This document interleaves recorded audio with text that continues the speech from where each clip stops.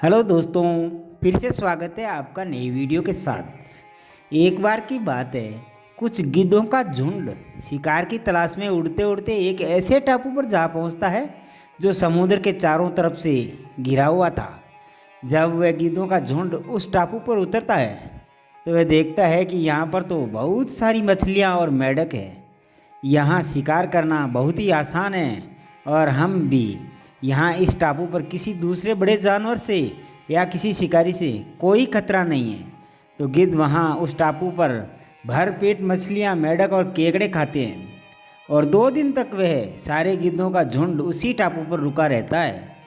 अब सारे गिद्धों को वह जगह बहुत पसंद आ गई थी और उन गिद्धों में से किसी का भी मन उस जगह को छोड़कर जाने का नहीं था, क्योंकि उन गिद्धों को शिकार करने के लिए ज़्यादा मेहनत नहीं करनी पड़ रही थी। सारा सब कुछ उन्हें बिना मेहनत के उस टापू पर ही मिल रहा था और वह सारे गिद्ध उस टापू पर बहुत ऐश कर रहे थे। तभी उनमें से एक बूढ़ा गिद्ध उन सभी को उस टापू पर से वापस चलने को कहता है, लेकिन कोई भी गिद्ध उस टापू को छोड़ना नहीं चाहता था। इसलिए उस बूढ़े गिद्ध को सभी गिद्धों ने वापस चलने से मना कर दिया। उस बूढ़े गिद्ध ने उन्हें बहुत समझाया, लेकिन कोई भी वापस चलने को राजी नहीं हुआ। अब वह बूढ़ा गिद्ध अकेला उस टापू से चला जाता है। तकरीबन जब 1 साल के बाद वह बूढ़ा गिद्ध उस टापू पर वापस आया तो उस टापू का नज़ारा बहुत ही भयानक और दर्दनाक हो चुका था। जहाँ देखो वहाँ गिद्धों की लाशें पड़ी हुई थी और कुछ गिद्ध घायल पड़े हुए थे। देखकर वह बूढ़ा गिद्ध हैरान हो गया और उसने एक घायल गिद्ध से पूछा कि तुम्हारी ऐसी हालत किसने की।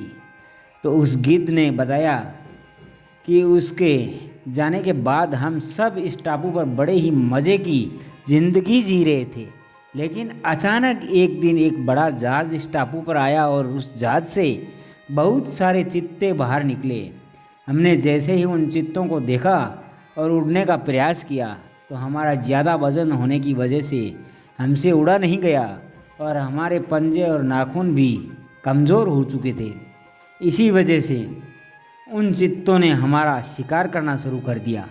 घायल गिद्ध ने कहा, मुझे अब समझ आ गया कि कंफर्टेबल जीवन जीने के बाद उससे बाहर आना बहुत ही मुश्किल होता है और किसी भी तरह की चुनौती आने पर उसका सामना करना मुश्किल हो जाता है।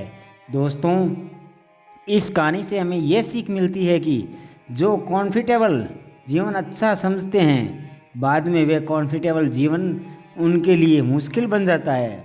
और जिस इंसान की ज़िंदगी में चुनौतियाँ आती रहती है, असल में वह इंसान जिंदा है। और जब तक आप चुनौतियों का सामना करते रहेंगे, आप ज़िंदगी में आगे बढ़ते रहेंगे।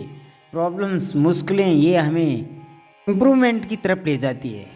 जिसकी ज़िंदगी में प्रॉब्लम नहीं, उसकी ज़िंदगी में इम्प्रूवमेंट नहीं। तो दोस्तों, मिलते हैं अगले वीडियो में।